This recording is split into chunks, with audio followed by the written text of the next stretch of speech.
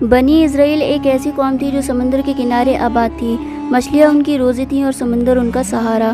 ایک دن اللہ نے حکم دیا، ہفتے کو مچھلی نہیں پکڑنی ہے، اس دن صرف عبادت کرنی ہے، صرف ایک دن۔ نہ یہ حکم مشکل تھا نہ ہی ناممکن، مگر افسوس یہ لوگ اس پر بھی عمل نہ کر سکے۔ جب اللہ نے ان کا امتحان لیا، جیسے ہی ہفتے کا دن آتا سمندر افان مار اٹھتا تھا۔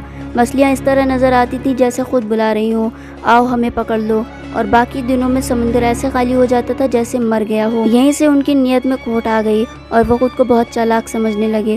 انہوں نے سوچا سیدھے حکم توڑیں گے تو پکڑے جائیں گے، چلو چالاکی سے کام لیتے ہیں۔ انہوں نے جمعے کو ہی سمندر میں جال بچھا دیا۔ ہفتے کو ہزاروں مچھلیاں اس میں پھنستی رہیں اور اتوار کو جال سے نکال لی گئیں۔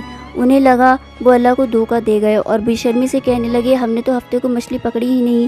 یہ نہ صرف نافرمانی تھی بلکہ کھلا دھوکہ تھا، اور یاد رکھو اللہ دھوکے میں نہیں آتا، اسے مٹی کے ذرے ذرے کی خبر ہے۔ جب حد پار ہو گئی، جب نصیحتیں بے اثر ہو گئیں تو اللہ نے حکم دیا ذلیل بندر بن جاؤ، اور ایک ہی پل میں چہرے بدل گئے، آوازیں بدل گئیں، شکل بدل گئی۔ انسان تھے مگر بندر بنا دیے گئے۔ وہ 3 دن تک اپنی رسوائی دیکھتے رہے اور کچھ ہی دنوں بعد وہ خود ہی ہلاک ہو گئے۔ یہ کہانی صرف بنی اسرائیل کے لیے نہیں، یہ ہر اس انسان کے لیے ہے جو اللہ کے حکم کو چالاکی سے توڑنے کی کوشش کرتا ہے، اور یاد رکھو اللہ سے چالاکی نہیں چلتی۔